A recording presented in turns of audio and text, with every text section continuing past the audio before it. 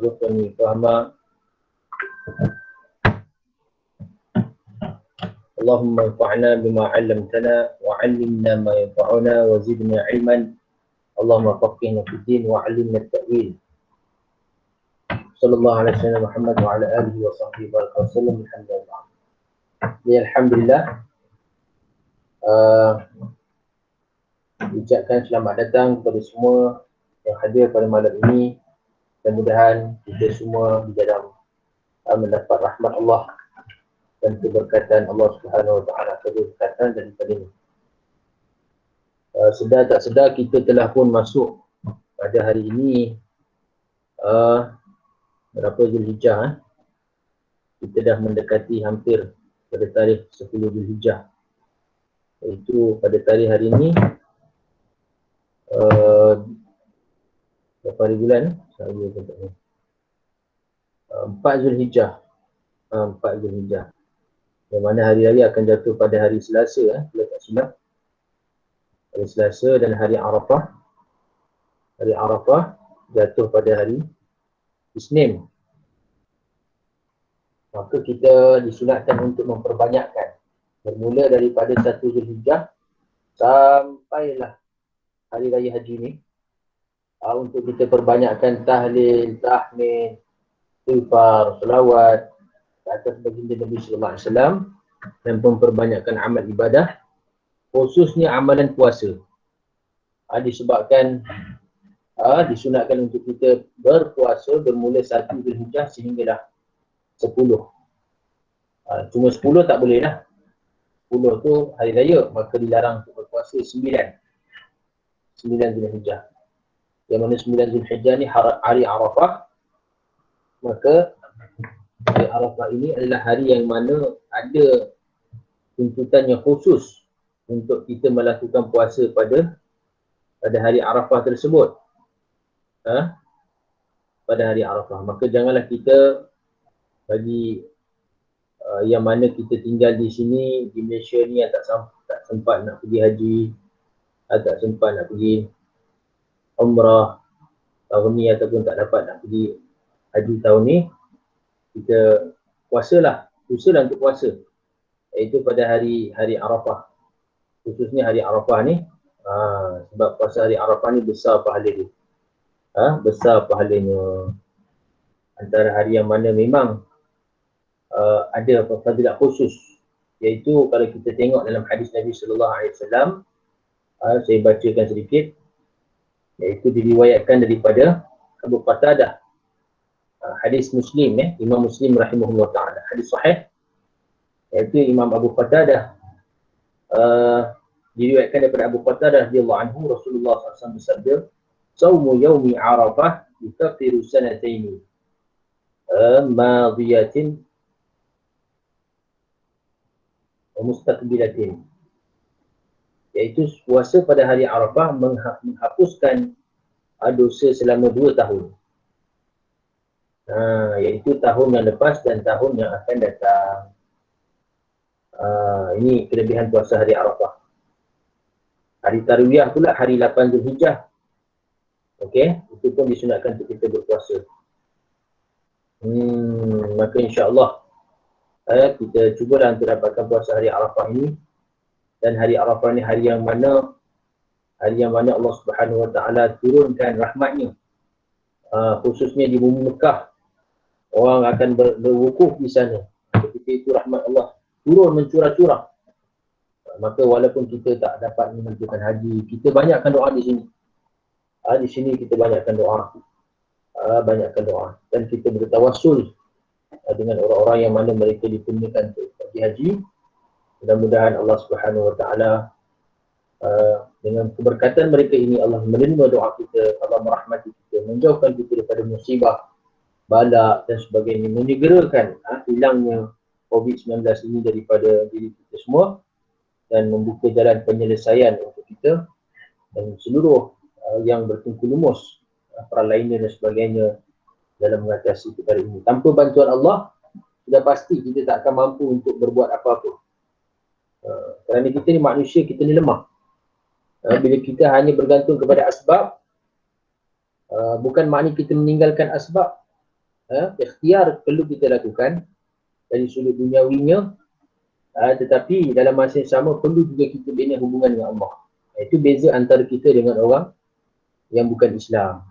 Orang kafir, dia yakin pada asbab, dia usaha pada asbab, dia usaha pada ikhtiar dan yakin ikhtiar tadi yang menyelesaikan masalah. Tapi kita orang Islam, maka kita yakin Allah yang menyelesaikan masalah-masalah kita. Maka walaupun kita disuruh untuk berikhtiar, mengikut SOP dan sebagainya, PKP dan sebagainya, macam-macam keadaan orang ini, tetapi kita yakin, kita bina hubungan dengan Allah, iaitu dengan kita menjaga solat-solat kita, amal ibadat kita, Quran zikir kita, tahajud kita di malam hari, doa nangis kita di hadapan Allah. Ini semua adalah perkara-perkara amal yang menarik rahmat Allah dan lebih mudah, lebih cepat wabak itu akan pergi melalui amal-amal tersebut. Okey, itu permulaan kita pada hari ini. InsyaAllah kita akan masuk. Sebabkan sebelum ni kita berbicara tentang bab korban. Jadi hari ini kita akan berbicara tentang akikah. Akikah. Yang disarankan kepada saya, kitab ni lah, kitab daripada Indahnya Hidup Bersyariah. Yang dikarang ditulis oleh Datuk Ismail Kamus. Datuk Ismail Kamus, Datuk Ismail Kamus lah. Yang mana dalam kitab ini menjelaskan pelbagai perkara berkaitan dengan fardu ain. Bagus untuk dimiliki berkenaan dengan syariat sunat harian sepanjang masa. Dan dia punya tulisan dia pun kemas, disusun cantik, bagus untuk kita dapat pelajari daripada kitab ini. Dan pengarangnya pun telah meninggal dunia. Kita tak silap kita, baru dia meninggal, Datuk Ismail Kamus. Di antara ulama-ulama yang berada di Malaysia yang sezaman dengan Datuk Harundin, Datuk Abu Hassan Din, Masya Allah, semua mereka telah pergi. Nak beritahu kepada kita hari ini, sehebat mana kita dari sudut dunia, sehebat mana kita dari sudut agama, satu hari kita akan meninggalkan dunia. Dan orang pun akan hanya ingat kita sekejap je. Tak berapa lama mereka akan lupakan kita. Tak ada siapa lagi yang akan ingat. Tetapi melalui kitab-kitab sebeginilah, bila ditinggalkan bekalan-bekalan ilmu ni, maka orang masih menyebut nama-nama kita. Nampak kitab ni.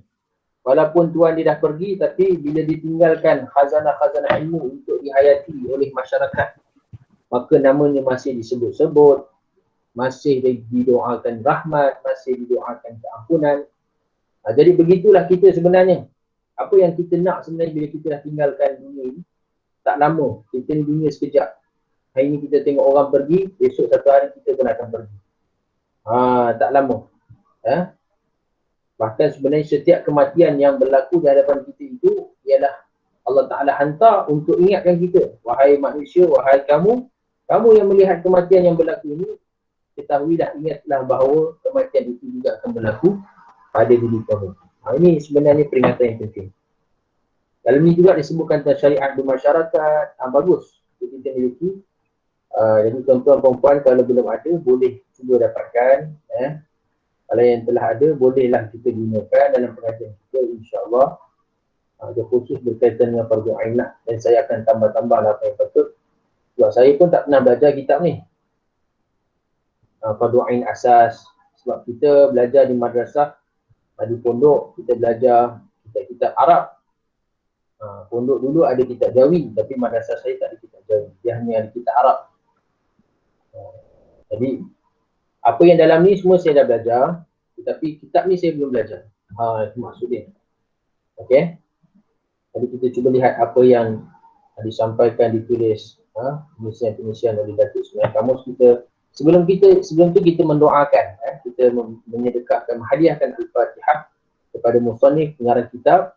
Mudah-mudahan insya-Allah keberkahan Allah SWT ampunkan beliau, rahmati beliau, tuturi dengan rahmatnya, tempatkan di kalangan orang soleh dan mengalirkan keberkatan ilmu kepada kita semua insya-Allah. Al-Fatihah. A'udzu billahi minasyaitonir rajim. Bismillahirrahmanirrahim. Alhamdulillahirabbil alamin, arrahmanir rahim, maliki yaumiddin. Iyyaka na'budu wa iyyaka nasta'in. Ihdinas siratal mustaqim. Siratal ladzina an'amta 'alaihim ghairil maghdubi 'alaihim waladdallin. Okey, jadi pada malam ni kita khusus membicarakan tentang apa? Tentang akikah, bahagian bab yang pertama. Betul tu. Kita baru bincang bab korban. Bab pertama kita ni pula syariat kelahiran. Memang kena lah. Sebab bila sebut korban ni dia berganti dengan akikah. Akikah ni maknanya binatang yang kita sembelih apabila anak dilahirkan. Anak siapa? Anak kita lah. Ataupun cucu kita. Ataupun untuk diri kita sendiri misalnya, mungkin kita belum diakikahkan. Pada waktu ketika dulu mak ayah kita susah, maka kita pun melakukan akikah.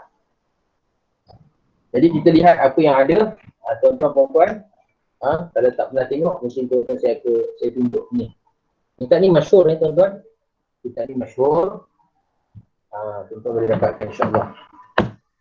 Harga berapa saya tidak pasti, RM55. RM55. Tapi kalau nak bandingkan ilmu dalam kitab ni, memang RM55 tu murah sangat lah sebenarnya. Sebab ilmu ni dia benda yang subjektif. Dia tak boleh nak diukur dengan harga. Dia tak boleh nak diukur dengan harga. Dia terlalu mahal. Dia terlalu mahal.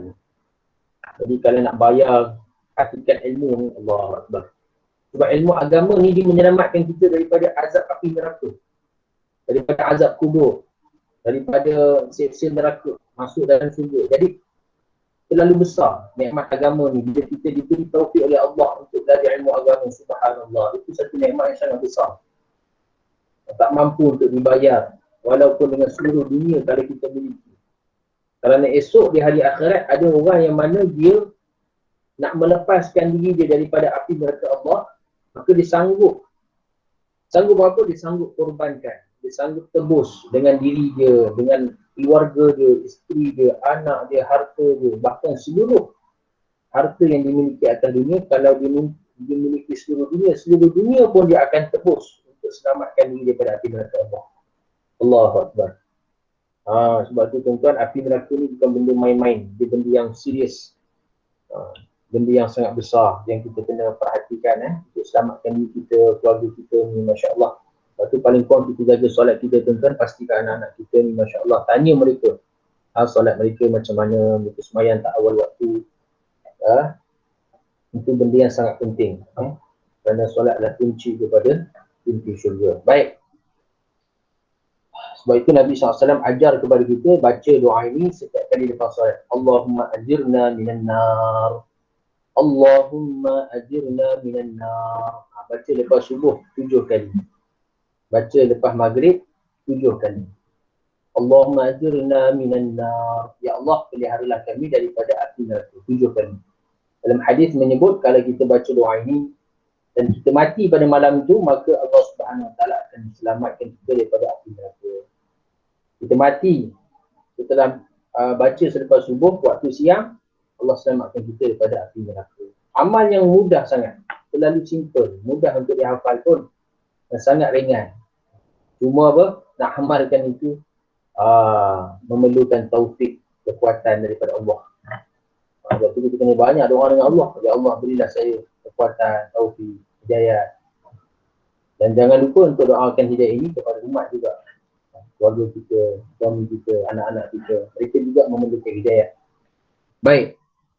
Kata musannif rahimahullah ta'ala, bab pertama syariat kelahiran. Okey.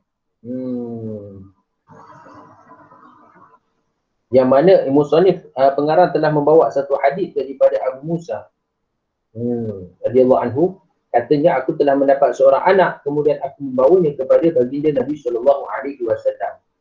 Baginda menamakannya Ibrahim, lalu mentahnikkannya dengan sebiji kurma. Nanti kita akan tengok apa maksud tahnik dan bilakah tahnik ini disunatkan. Dipanggil, orang Melayu panggil memecah, belah mulut. Kat sini tulis memecah mulut. Pecah mulut.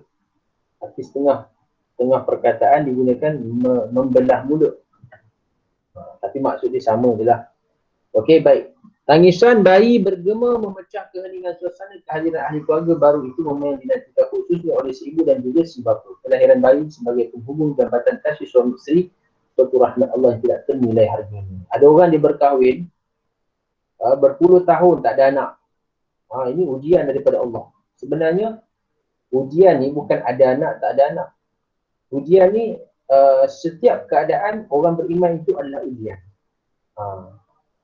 Dia bukan bila orang tu diberi nikmat maka dia sedang dia tak ada nikmat, bila keadaan susah dia diuji. Bila dia senang dia tak ada uji. Bukan. Semua keadaan sebenarnya dalam ujian. Kita dalam kesenangan, kita dalam ujian. Kita dalam kesusahan, kita dalam ujian. Kita dalam kemewahan, kita dalam ujian. Kita ada anak, sebenarnya kita diuji dengan anak kita tadi. Kita tak ada anak, kita pun sedang diuji oleh Allah. Jadi bila tak ada anak, kita diuji dengan kesabaran. Kesabaran. Ini takdir Allah. Mungkin Allah nak bagi yang terbaik. Allah nak gantikan di akhirat mungkin. Ataupun saat-saat akhir. Macam Nabi Ibrahim AS. Dapat anak umur 90 lebih tahun. Dapat anak. Yang pertama Nabi Ismail. Nabi Ismail AS. Kemudian baru Nabi Ishaq. 2 orang je anak. Tapi itu pun dah lanjut usia. Jadi ada orang yang mana ada anak. Tapi dia diuji dengan anak tersebut. Diuji pula. Kan? Anak tu ujian. Ujian daripada Allah. Jadi ada anak pun ujian, tak ada anak pun ujian. Supaya maksudnya dalam apa dua keadaan, adakah kita ni berjaya mentaati perintah Allah? Dengan tak ada anak tadi, kita berjaya tak taat perintah Allah? Sabar dalam mentaati perintah Allah. Bukan kita buat maksiat, bukan kita buat jalan yang diharamkan oleh Allah. Begitu juga kalau kita ada anak, adakah dengan anak tadi mendekatkan kita kepada Allah? Mampukah kita mendidik anak yang tadi? Dengan cara yang selayaknya, dengan tarbiyah yang sebenarnya. Maka ini semua dilihat oleh Allah Subhanahu Wa Taala. Baik. Maka kesempurnaan Islam tergambar dengan jelas dari peringkat awal kelahiran insan. Kegembiraan menimang cahaya mata sekian lama ditunggu, seharusnya disempurnakan menurut undang-undang Islam yang ditentukan. Nabi sallallahu alaihi wasallam sendiri, Nabi ada anak lelaki Nabi semua meninggal waktu kecil.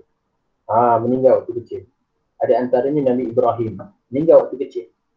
Yang ada semua anak-anak perempuan. Itu pun ujian untuk Nabi sallallahu alaihi wasallam. Okey? Maka antara hikmah dia memberi khabar gembira mengapa dilahirkan anak. Allah Ta'ala bagi antaranya ialah kerana memberi khabar gembira dan tahniah atas kelahiran bayi. Zaman dulu orang Arab bila dapat anak perempuan maka pun dia akan bersedih.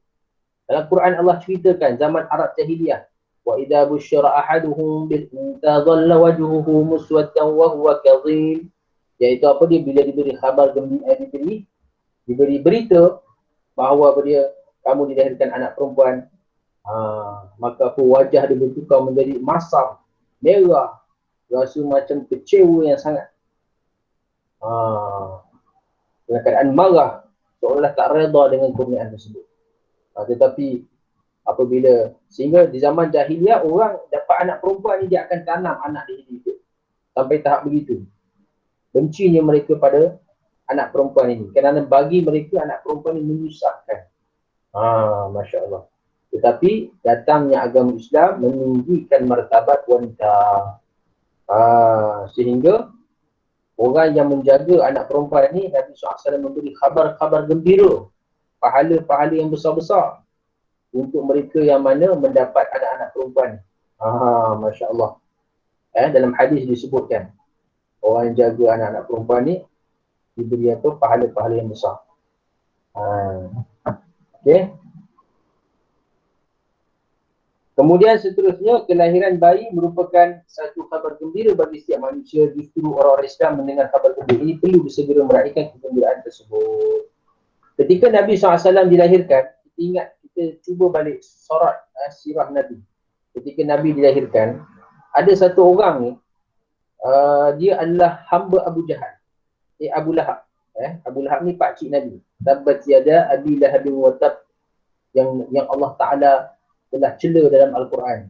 Celakalah, binasalah kedua tangan Abu Lahab. Yang mana hamba Abu Lahab ni nama dia Suwaibah. Ni disebut dalam kitab Al-Imam Bukhari pun ada disebutkan kisah ini. Secara ta'liq. Apa dia Suwaibah ni, bila Abu Lahab dengar Nabi SAW dah dilahirkan, maka dia begitu gembira. Bukan. Bila khabar berita gembira Nabi dilahirkan ini disampaikan oleh Suwaibah kepada Abu Lahab. Suwaibah ni hamba dia. Dia kata, wahai Abu Lahab, sesungguhnya anak saudara kamu baru dilahirkan. Maka Abu Suwaibah ni, Abu Lahab ni dia bila dengar dia gembira sangat.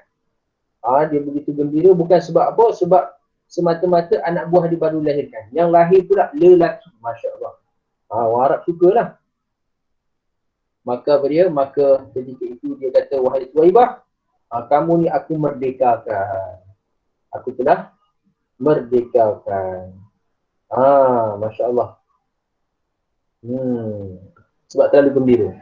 Sehingga dengan sebab amalan, bukan amalan lah. Abu Lahab ni bukan orang Islam. Sampai mati pun dia tak perlu Islam.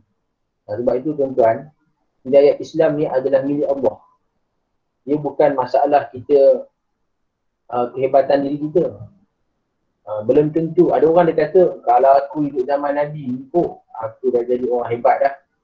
Mungkin aku orang yang paling rapat dengan Nabi lah.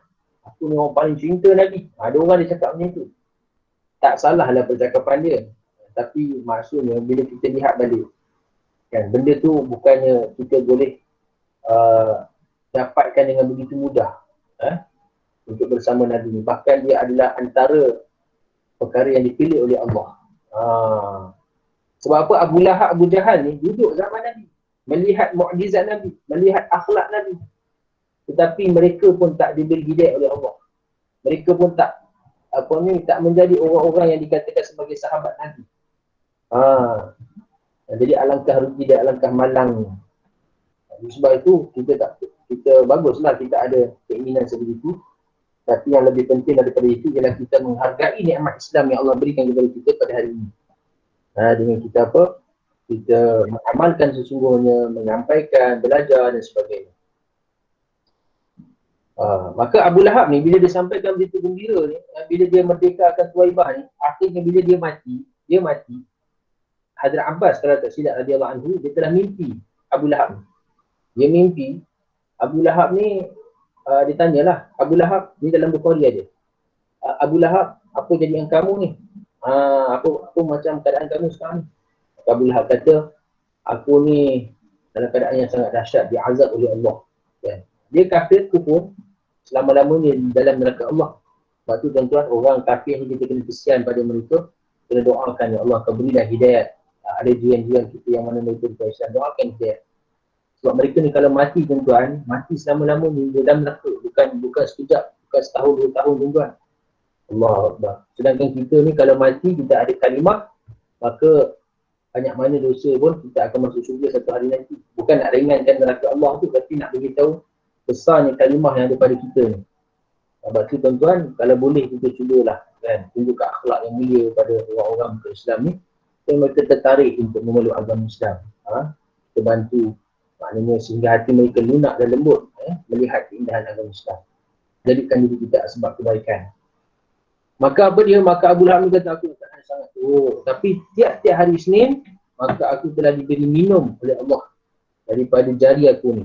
Dari jari aku ni keluar macam air. Aku boleh hisap air ni untuk meringankan siksaan aku. Bila panas kan aku neraka Allah tu, dapat setitik 2 air yang Allah berikan. Sebab apa? Disebabkan rupanya aku telah merdekakan Suwaibah ni pada hari kelahiran baginda Nabi SAW yang berlaku pada hari Isnin 12 Rabiul Awal. Maknanya Allah Ta'ala lihat apa yang dibuat oleh Abu Lahab ni, sehingga Allah membalas benda itu ke akhirat. Memberi sedikit nikmat tu. Begitu sekali kerahiman Allah. Sebab apa? Disebabkan Abu Lahab ni dia buat tu ada kaitan dengan baginda Nabi SAW. Jadi kita pun tuan-tuan, sepatutnya bila kita menjadi umat Nabi, kita menjadi orang yang beriman dengan Nabi, maka kita kena perbanyakkan selawat atas baginda Nabi SAW. Baik, ucapan tahniah terhadap pasangan yang menerima cahaya mata merupakan salah satu cara meraihkan kegembiraan tersebut. Bila orang diberi cahaya mata, apa yang kita nak buat? Bukan sekadar kita ucapkan tahniah, tetapi kita mendoakan dia. Kita ucapkan tahniah. Syabas, tahniah, Masya Allah. Sebagai khabar gembira. Ini bukan senang nak dapat anak ni. Anak dengan tak dapat anak ni bukan kita punya usaha. Dia adalah takdir Allah. Ada orang kahwin, Masya Allah. Macam saya sebut tadi, 30 tahun tak ada anak. Ambil anak dekat kan. Sebab usaha tu ada. Kan? Ada isteri. Usaha dilakukan tapi tak dapat anak. Kan? Dah takdir. Tapi ada orang, Masya Allah, baru kahwin, sebulan dua dah mengandung kan. Itu semua rezeki nikmat. Berikut merupakan perkara yang disunatkan untuk kita lakukan dengan kelahiran bayi. Jadi kalau kita ada bayi yang dilahirkan, ada cucu yang dilahirkan, maka kita pastikan perkara yang disunatkan ini dilakukan pada bayi tersebut. Apa hikmah dia? Supaya anak tadi dia membesar dalam keadaan dirahmati oleh Allah. Bila daripada kecil lagi kita hidupkan anak ni dengan sunnah-sunnah baginda Nabi SAW, maka insya-Allah apabila dia telah besar, dia akan berada dalam pemeliharaan Allah. Allah akan pelihara dia, Allah akan jaga dia. Allah akan buka jalan-jalan kebaikan untuk dia. Seteruk mana pun dia, insya-Allah satu hari dia tu akan kembali kepada Allah SWT semula. Ni kepentingan sunnah yang terhidupkan waktu kecil ni. Dia sebenarnya bermula dari kecil. Bahkan ulama kata semenjak dalam perut ibu lagi, anak tadi perlu diasuh. Sebab tu ibu yang mengandung ni, maka didengarkan ayat-ayat Quran pada kandungan dia. Dia baca surah Al-Maryam, itu untuk mudahkan bersalin. Surah Yusuf, Nabi Yusuf AS, surah Luqman, surah-surah yang mana memberi kekuatan, keimanan pada anak-anak itu. Masya Allah. Daripada kecil lagi. Barulah anak tu terdidik dengan cahaya-cahaya nur Al-Quran. Dia besar dalam keadaan yang baik. Dalam perut kita dah latih, dah macam kita tanam pokok lah tuan-tuan. Pokok ni kita tanam dia, kita baja dia, kita suburkan dia waktu dia nak cambah dia. Bila dah besar dia akan bercambah subur. Dia keluarkan buah yang subur, Masya Allah. Daun dia pun cantik, buah dia pun sedap. Sebab apa? Daripada kecil tu. Tanah dia tu kita dah gembar-gemburkan, dah letak baju yang baik, bagus sebagainya. Macam itulah anak. Sebab tu kadang-kadang hari ni kita tak perasan kan, kadang-kadang bila ada segelintir lah, bukan semua, remaja-remaja yang ada masalah dan sebagainya. Itu ujian. Satu, kita kena anggap itu ujian. Yang kedua, mungkin dahulu kita lupa untuk menghidupkan sunnah-sunnah Nabi SAW ini dalam kehidupan mereka, sehingga menyebabkan berlakunya kekurangan. Tapi benda tu boleh ditampung. Kita boleh baiki lagi, insya-Allah. Maka yang pertama apa dia? Pertama, azan dan iqamat. Ini semua maklum. Orang saleh ni memang azan, iqamat tu maklum. Daripada dulu tradisi dah. Azan telinga kanan, iqamat telinga kiri. Itu memang ada hadis. Iaitu apa? Dituntut azan telinga kanan, iqamat telinga kiri.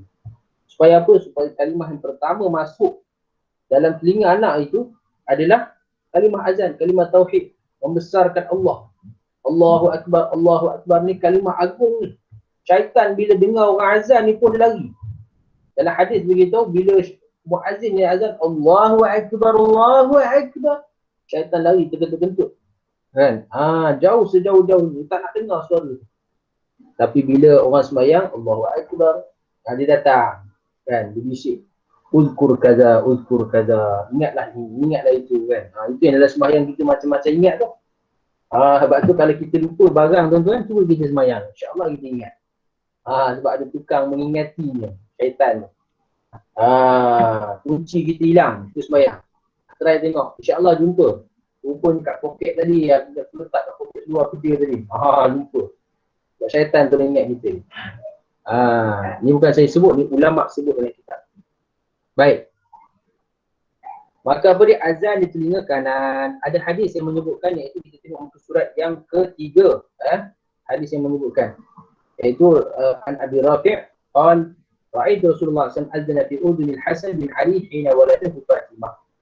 Itu Nabi SAW azan pada Hasan bin Ali ketika dilahirkan oleh Fatimah. Hadis ni riwayat Imam Abu Daud dan Tirmidzi. Hadis ni hadis sahih. Jadi tak adalah sebarang iskal ataupun tolakan. Apa azan ni, qomat ni bid'ah ni, tak ada. Ini memang disunatkan. Memang ada dalam hadis. Memang Nabi sendiri yang azan pada telinga Hasan bin Ali. Nabi sendiri buat. Dan hadis tu hadis sahih dalam kitab Tirmizi lagi. Kitab Imam Abu Daud lagi. Ha. Dan doa yang kita bacakan kepada orang yang melahirkan anaknya apa? Khususnya bapak lah. Bila kita jumpa dia dapat anak. Kita doakan barakallahu laka fil mawhudi laka, semoga Allah berkati pada anak yang dilahirkan. Wa syakartal wahibah, dan kamu dapat apa? Dan semoga Allah Ta'ala beri kekuatan kepada kamu untuk bersyukur kepada Allah. Itulah antara doa dia yang ringkas lah. Kita boleh amalkan, doakan kepada orang yang baru mendapat anak. Okay. Maka kalimah-kalimah azan ni, okay, kalimah-kalimah memuji kebesaran Allah, ilahi, dan kalimah yang memuji Allah ni disifatkan sebagai ucapan pertama yang meresap ke dalam hati sanubari insan yang baru lahir. Okay. Dan seterusnya yang disunatkan lagi ialah ketika anak dilahirkan apa dia? Yang pertama azan iqamat, doakan keberkatan untuk anak yang dilahirkan. Maka yang kedua, yang ketiga seterusnya ialah kita tahnik. Apa itu tahnik? Membelah mulut. Jadi siapa yang perlu tahnik ni? Iaitu tahnik ni sebenarnya mudah je. Perbuatan tahnik ni maksudnya ialah buah tamal tu dikunyah masuk dalam mulut, kemudian bila dah hancur, maka barulah kita ambil serpihan tu, kita masukkan dalam guna jari telunjuk ke, masuk dalam mulut bayi supaya dihisap kurma tadi, bekas kurma tu. Dan perkara ni kita jangan kata, ni apa ni? Kan jijik ni, kotor ni. Tak boleh. Sebab ini adalah sunnah Nabi. Nabi sendiri yang lakukan ni dalam hadis. Riwayat Imam Muslim, hadis sahih. Iaitu apa dia? Abu Musa al-Ash'ari. Bila dilahirkan anak, dibawa kepada Nabi dan Nabi memberi nama kepada ia Ibrahim. Nabi telah melakukan tahnik. Nabi buat tahnik. Nabi buat perbuatan tadi. Nabi ambil tamal tu, Nabi makan. Dah hancur, Nabi ambil bekas ni, Nabi masukkan dalam mulut bayi tersebut. Jadi perbuatan tahnik ni bukanlah dikira kotor, bahkan dia adalah satu sunnah Nabi Sallallahu Alaihi Wasallam. Ulama kata disunatkan untuk kita lakukan. Jadi kalau sunat tu maksudnya tak boleh kita memperpentingkan atau memperendahkan atau menghina dia dengan kata ni apa ni, tak sepatutnya. Islam tu bersih. Dan kalaulah benda tu jijik kotor, Nabi takkan buat lah. Kan? Tapi sebab Nabi SAW nak ajar kepada kita antara ada hikmah dia. Nanti kita akan sebut apa hikmah dia. Antara hikmah dia, dia menguatkan saraf mulut tadi, bayi tadi, untuk supaya apa? Dia dapat hisap susu dengan sempurna. Itu antaranya lah, dia memperkuatkan dia punya saraf ni dan perut dia. Maka tahnik ni boleh kita ambil daripada orang-orang yang soleh. Sebab apa? Dalam hadis juga menyebut su'rul mu'min barakatun, bekas daripada orang beriman ni dia ada barakah. Syaratnya dengan syarat orang tu orang yang soleh, orang yang jaga solat, orang yang soleh. Kita minta dia tahnik. Okay? Tak semestinya alim ulama, boleh juga alim ulama yang soleh, yang amalkan agama. Kita minta jasa baik dia untuk apa? Dia tahnikkan anak kita ataupun cucu kita. Okey. Kemudian seterusnya, kalau kurma tak ada, maka boleh ganti dengan madu. Kan? Kalau ada kurma lebih baik, yang terbaik kurma ajwa lah. Tapi kalau tak ada kurma ajwa, kurma lain pun boleh, tak ada masalah. Kemudian seterusnya, lepas tahnik, apa lagi yang kita nak beri pada anak ni? Memberikan nama yang baik. Ini antara yang dianjurkan oleh agama. Beri nama yang baik. Nabi kata apa dia? Dalam hadis, sesungguhnya kamu akan dipanggil pada hari kiamat dengan nama-nama kamu dan nama-nama bapa kamu. Nabi kata, fa ahsinu asma'akum. Perelokkanlah nama-nama kamu. Jadi nama ni, kita nak kata elok tak elok ni, bukan tengok pada sedap telinga kita dengar, tapi kita tengok pada makna dia. Sebab tu penting kita bertanya nama ni nak diletakkan kepada anak, kepada cucu. Kita tanya makna dia. Ada tak makna dia yang baik? Elok tak nama ni? Tanya pendapat, pandangan para ulama kan. Orang tahu bahasa Arab, tahu makna dia. Jadi takut-takut mungkin kita nampak macam sedap. Sedap nama ni. Kita pun letak lah. Tapi tengok makna dia tak betul. Makna dia salah. Ataupun makna dia merosakkan. Kan. Dengar Sariq. Muhammad Sariq. Dengar macam best. Muhammad Sariq. Rupanya Sariq tu makna apa? Letak nama Muhammad tapi letak Sariq. Sariq ni pencuri. Nama dah bahasa Arab kan, tapi makna tu tak elok. Dengar macam sedap tapi makna dia tak betul. Contoh lagi. Apa dia? Asiyah. Kalau Asiyah, itu isteri Fir'aun tu. Itu tak adalah makna dia kat sini. Tapi kalau Asiyah dengan Ain, Asiyah. Ini mungkin orang Melayu jarang guna sebab orang Melayu tak ada Ain kan. Makna dia apa? Orang yang melakukan maksiat. Ataupun kita kata nama dia Muhammad Jahil. Lagi teruk. Kan? Muhammad Jahil ni orang yang jahil. Ataupun Haji Bakhil. Haji Bakhil. Lagi lah Muhammad Bakhil ni. Bakhil ni kedekut bahasa Arab. Kita pun tengok cerita Piramli, kita sedap nama ni Haji Bakhil ni. Dia pun letak Muhammad Bakhil. Esok-esok dah besar memang Bakhil lah dia. Jadi nama ni memberi kesan kepada jiwa anak-anak tu. Sebab bila setiap kali kita panggil dia, maka seolah-olah kita sedang mendoakan dengan nama-nama tersebut. Sebab itu nama-nama yang digalakkan yang ulama sebutkan ialah antaranya nama para nabi, nama para rasul, orang-orang yang mana dekat diri dengan Allah, orang ahli-ahli syurga yang telah pasti. Supaya apa? Supaya mudah-mudahan bila kita letak nama mereka kepada anak-anak, maka sifat-sifat ahli syurga, sifat-sifat orang saleh, sifat-sifat orang takwa ini Allah Ta'ala berikan juga kepada anak-anak tersebut. Itu mahal dia. Dan antara nama yang disukai oleh Nabi dan Allah Ta'ala, Nabi sebut dalam hadis, iaitu apa dia? Abdullah dan Abdul Rahman. Dua nama. Ini memang sangat disukai oleh Allah. Dalam hadis Imam Muslim, iaitu apa? Inna habba asma'ikum ilallah Abdullah wa Abdul Rahman. Dua nama. Sebab tu tuan-tuan, kalau kita ada anak, pastikan anak-anak kita adalah nama Abdullah dan Abdul Rahman. Bagus nama ni. Dan juga antara nama yang disarankan nama sahabat. Hidupkan balik nama-nama sahabat Nabi SAW. Jangan kita letak nama-nama Mat Saleh, Michael Jackson, kan. Ini inilah nama-nama yang maksudnya yang bagus ni letak nama-nama yang zahir kesalehan. Kita letak nama apa?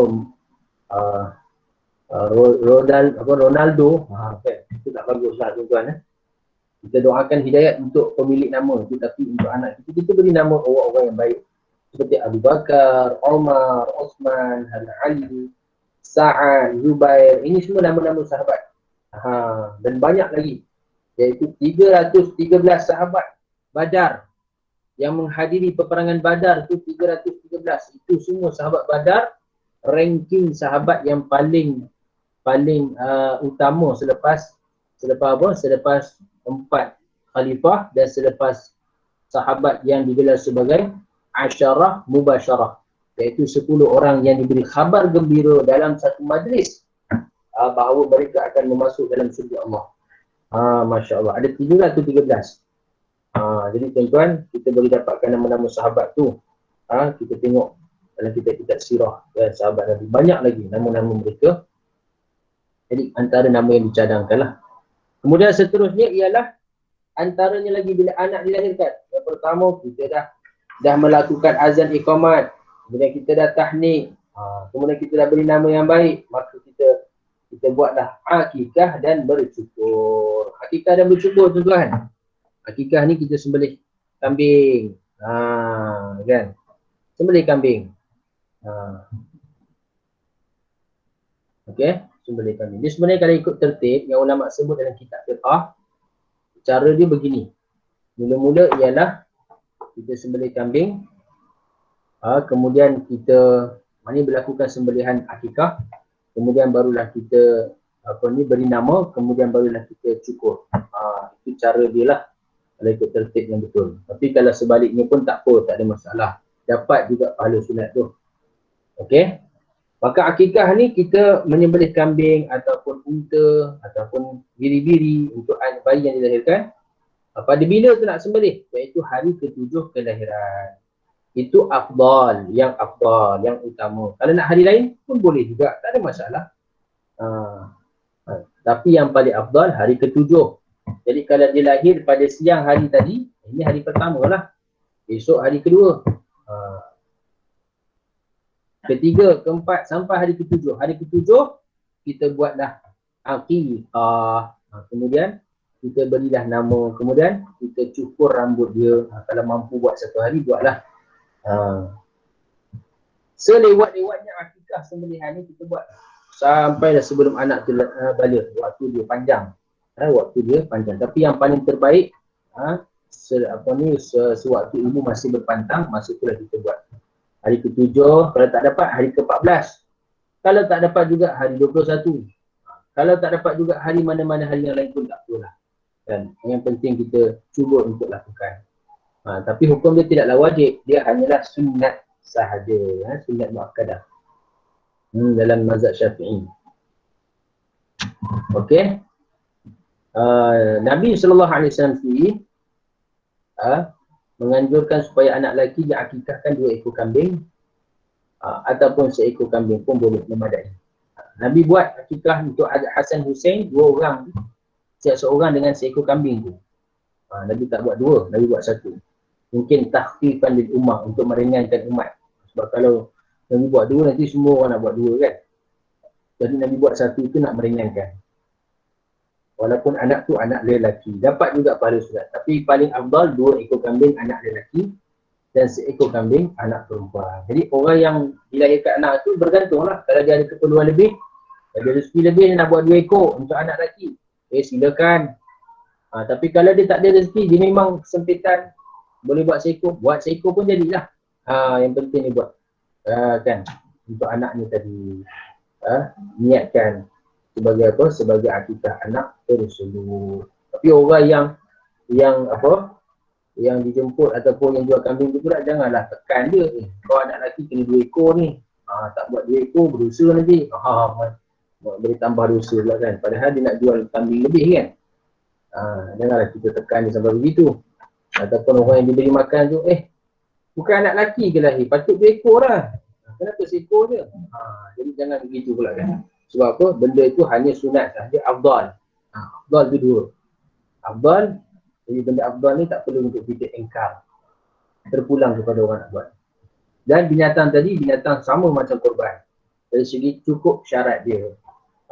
Itu kita dah lalu dalam bab korban. Unta 5 tahun, lembu korban 2 tahun, kambing 2 tahun. Okey.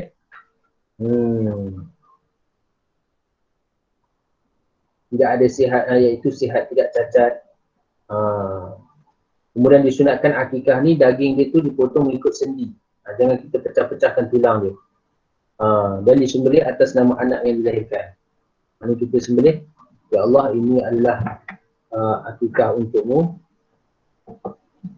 Ya Allah, ini adalah sembelihan akikah sunat daripadamu untukmu, bagi anak yang dilahirkan, contohlah. Okey. Dan tak boleh berkongsi seekor kambing untuk beberapa anak yang lain. Seekor kambing, 1 anak. Jadi kalau lembu, bolehlah 7 bahagian, 7 anak. Kan. Nak buat akikah untuk 7 orang anak dia, tak pernah buat akikah dulu, dia beli seekor lembu. Anak tu semua belum balik, dia pun buatlah isi nama anak tu. Buat seekor lembu, 7 orang anak. Boleh tak masalah. Tapi sebaiknya dengan kambing lah. Sebaiknya dengan kambing. Sebab Nabi buat dengan kambing. Okey, cuma beza daging akikah ni, dia disunatkan kita masak. Kita buat, dah siap. Dah jadikan masakan. Dengan manis-manis. Tak terlalu manis lah. Manis-manis tu tafaul. Dengan niat supaya Allah mencantikkan, memaniskan akhlak anak tadi. Dan tak dipotong tulang tu, hanya melainkan pada sendi, supaya anggota anak tu hidup dalam keadaan sihat, sejahtera. Itu dia punya tafaul dia, wajah dia. Sebab kenapa dia buat demikian. Okey. Dan yang terbaik ialah daging akikah ni kita sendiri hantar pada orang fakir miskin tersebut. Bukan kita buat dalam bentuk jemputan. Tapi kalau dulu kita biasa buat jemputan kan, jemputan walimah akikah, boleh juga, tak ada masalah. Tapi yang lebih baik, lebih afdal, kita sendiri hantar ke rumah yang dijemput lah, rumah yang kita nak bagi. khususnya fakir miskin. Sebab mereka kadang-kadang tak ada kenderaan. Kita gembirakan mereka, hantar ke rumah mereka itu lebih baik, lebih menepati sunnah. Kemudian seterusnya apa dia? Lepas sembelih akikah apa kita nak buat? Maka kita cukur rambut bayi tadi. Kalau boleh, kita catatlah benda-benda ni supaya apa? Bila ada kelahiran je, inilah benda-benda pertama yang kita akan lakukan.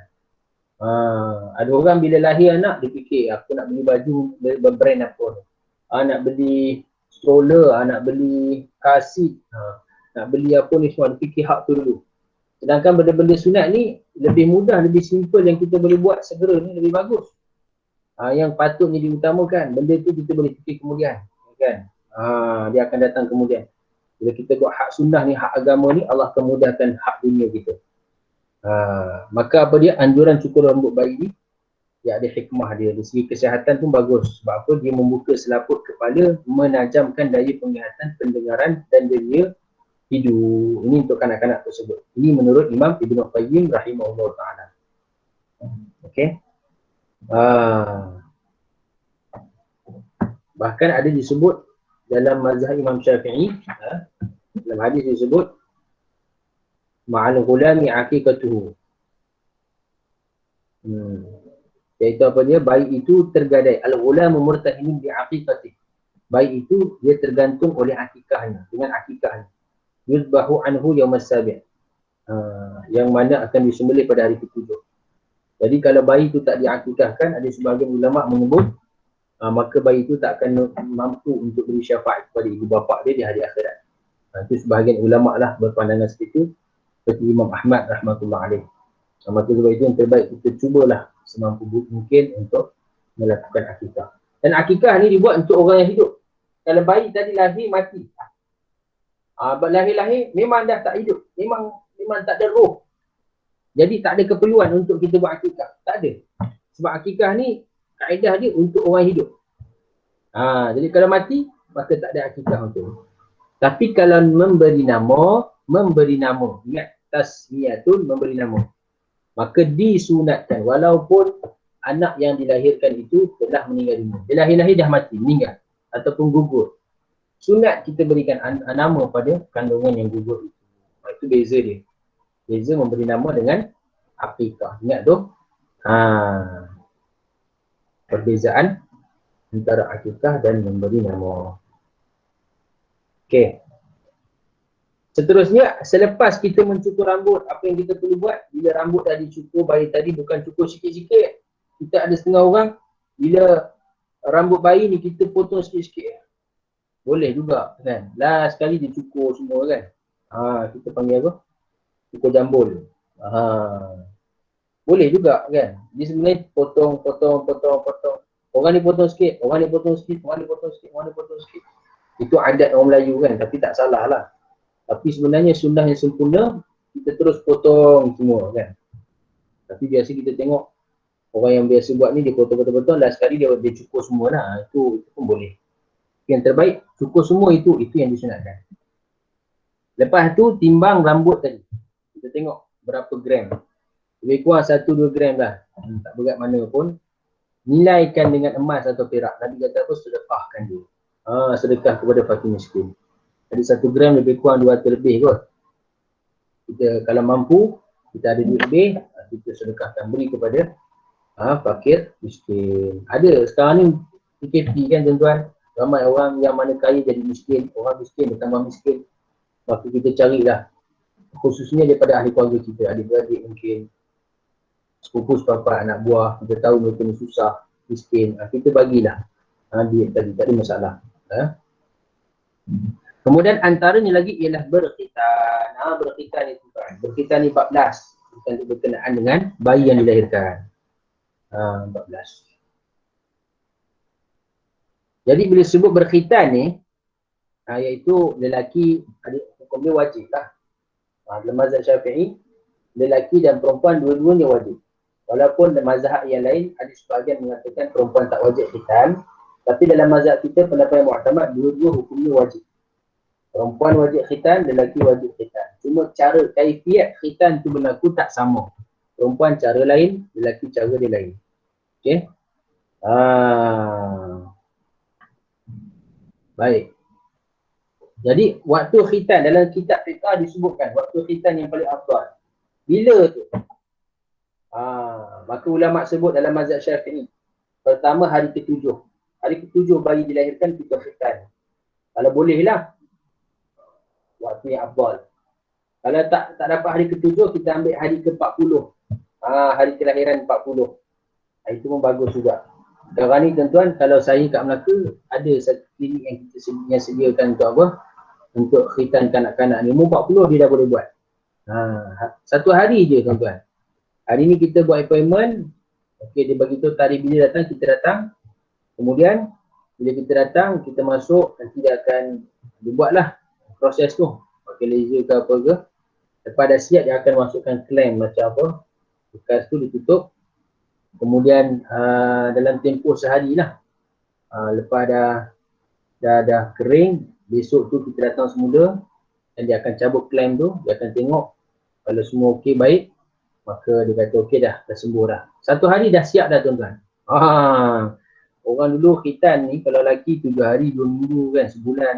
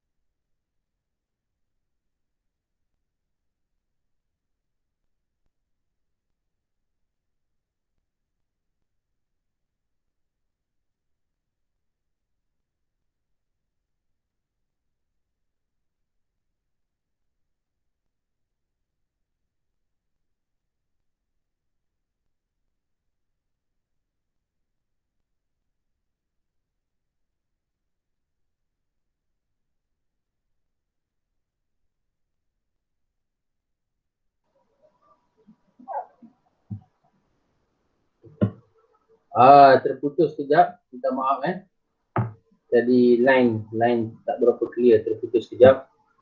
Okey, jadi dalam khitan ni dalam bahasa Arab, dalam bahasa Melayu panggil khatan. Maka satu hari dah boleh siap. Jadi tuan-tuan kalau nak mudah, waktu umur 40 hari, bayi tadi cucu kita, kita terus khitankan dia, sunatkan dia. Tapi lain klinik ada lain lah cara dia. Kalau kat Melaka ni lebih kurang RM150. Satu hari siap dah tuan-tuan. Mudah aja. Klinik Amal nama dia dekat Bukit Katil. Siapa duduk Melaka boleh try insyaAllah. Memang mudah dan cepat. Orang sana pun memang dah expert untuk apa? Untuk khitankan. Ini khusus untuk lelaki lah yang saya sebut sebab anak saya 2 orang lelaki. Kalau yang perempuan pun boleh buat juga. Tapi perempuan ni lebih mudah. Dia memang buat di waktu kecil lah perempuan. Kalau tak ada lah perempuan yang buat waktu besar ni. Memang dia buat waktu kecil. Sebab cara dia mudah saja. So bidan wanita dia akan buatkan lah. Baik. Itu sedikit sebanyak berkaitan dengan kelahiran bayi anak yang baru dilahirkan. Okey, jadi saya sukalah nak sebut beberapa doa yang diajarkan oleh para ulama untuk kita bacakan. Ketika kita sendiri boleh buat pada anak tersebut. Tuan-tuan kalau boleh catat, tuan-tuan catat. Sebelum tu, nanti kita buka soalan lah. Ada beberapa doa yang para ulama amalkan dia, bagus, sangat bagus. Dan sepanjang saya dijemput untuk tahniah mana-mana bayi, saya amalkan doa ni untuk dibacakan. Masya Allah. Iaitu pertama apa dia? Allahumma salli ala Muhammad. Kita baca doa ni pada telinga kanan dia. Inni u'idhuha bika wa dzurriyyataha minasyaitonir rajim. Ini sebenarnya sebahagian ayat Quran ni. Fataqabbalaha rabbuha biqabulin hasanin wa ambatana nabatana hasanan wa kafala zakiyya. Kullama dakhala 'alayha Zakariya al-mihrab wajada 'indaha rizqan qala ya Maryam anna laki hadha? Qalat Kalau tak silap surah Maryam kita tengok surah Maryam. Surah Maryam ini wa'idha bitawabiyyatin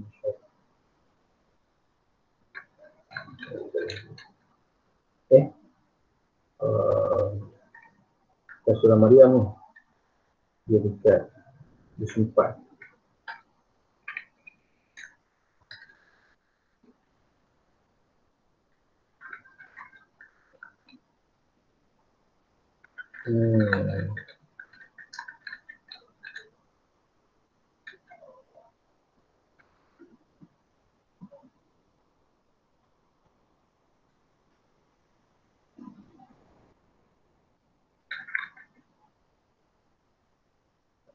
Dekat ayat surah Ali Imran. Surah Ali Imran,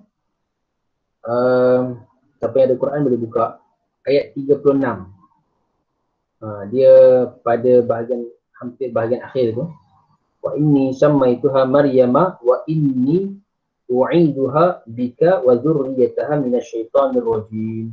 Ni dia ayat ni. Surah Ali Imran ayat 36. Ni bagus.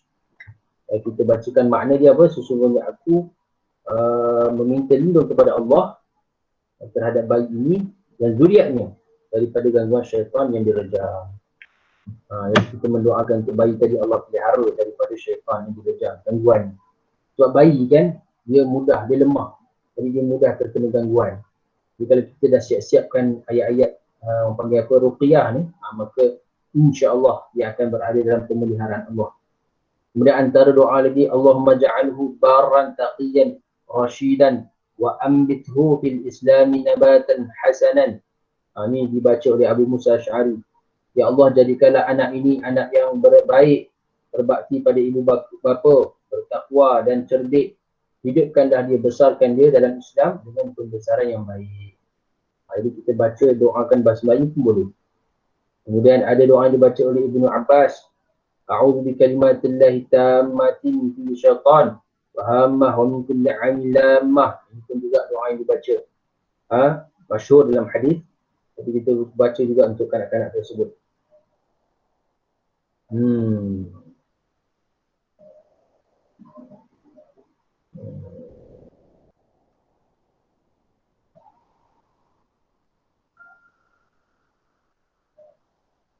Okey, kemudian antaranya lagi ialah Allahumma salli ala Muhammad.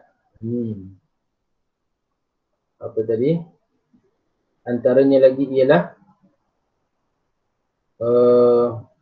kita membaca surah Al-Ikhlas di telinga kanan dia.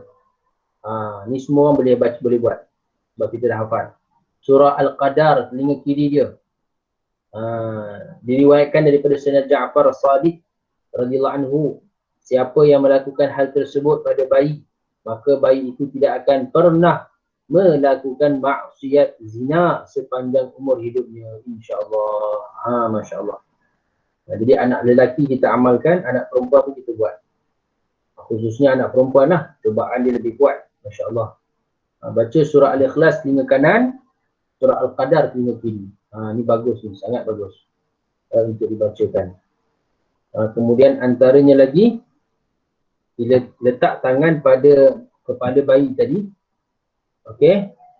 Kemudian kita baca Al-Barru Asy-Syahidu. Baca 7 kali. Al-Barru Asy-Syahidu. Al-Barru Asy-Syahidu. Dan surah Al-Qadar 3 kali. Inna anzalnahu fi lailatul qadr. Yang mana apa dia?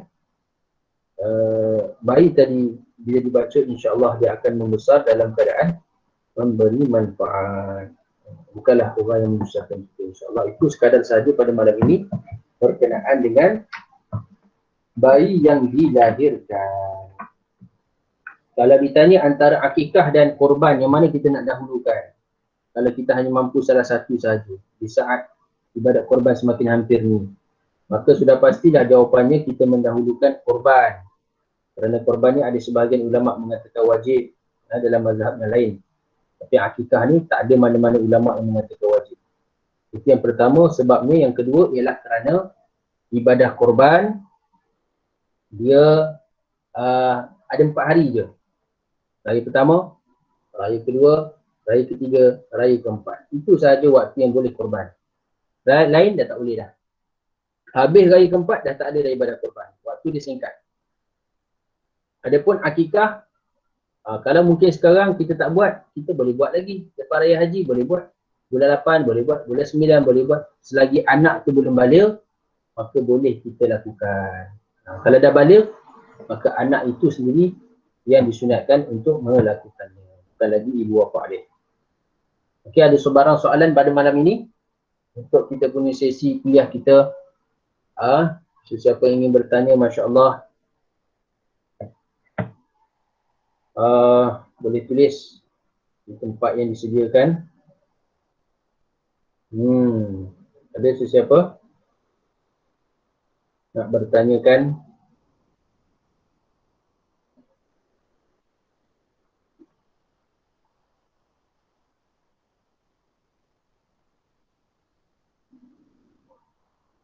Tak ada